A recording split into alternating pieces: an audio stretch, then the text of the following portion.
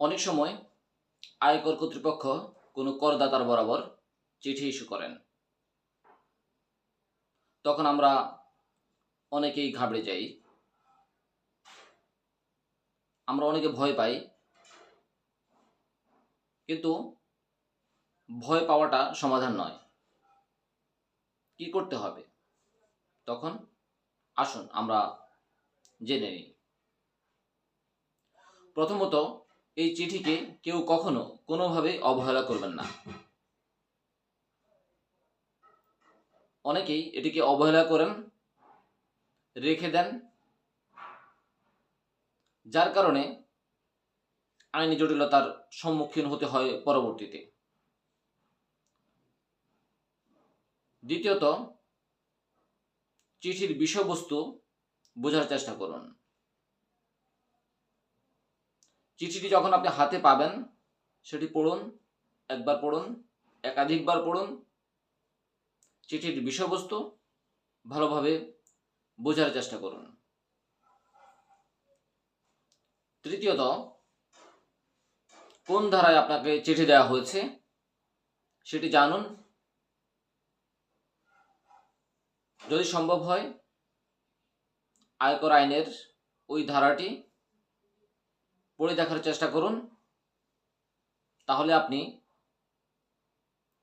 অনেকটাই বুঝে যাবেন আপনাকে কি করতে হবে।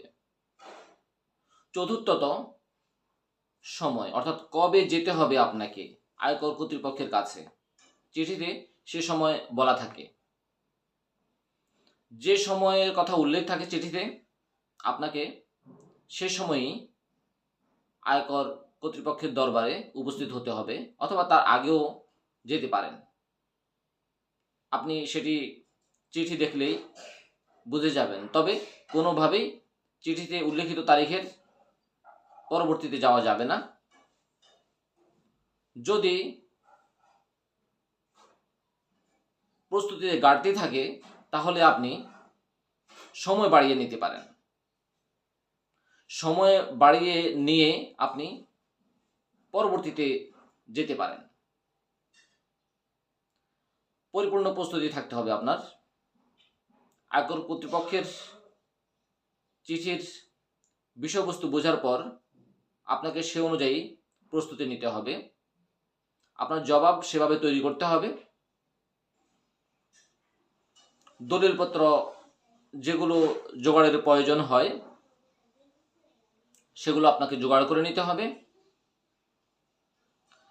সময় বাড়ানোর ক্ষেত্রে দেখা যায় অন্যতম কারণটি হচ্ছে দলিলপত্র জোগাড় করা, অর্থাৎ ডকুমেন্টগুলো সংগ্রহ করা অনেক সময় সম্ভব হয় না যথাসময়ে, যার কারণেই সময়টা বাড়াতে হয়। আয়কর কর্তৃপক্ষের কাছে গিয়ে সময় বাড়িয়ে নিতে হয়। মূলত দলিলপত্র সংগ্রহের বা দলিলপত্র ঘাটতি থাকার কারণে সেগুলো পূরণ করার ক্ষেত্রে সমস্যা হওয়ার কারণে। এবং যদি আপনি খুব একটা বুঝতে না পারেন, পরিপূর্ণভাবে আয়কর কর্তৃপক্ষের কাছে নিজের বক্তব্য উপস্থাপন করতে না পারেন, বা কোনো ঘাটতি রয়েছে বলে মনে করেন, বুঝতে কোনো সমস্যা হচ্ছে বলে মনে করেন, তাহলে আপনাকে একজন কর আইনজীবীর পরামর্শ নিতে হবে। আইনজীবী নয়, কর আইনজীবী, অর্থাৎ কর সংক্রান্ত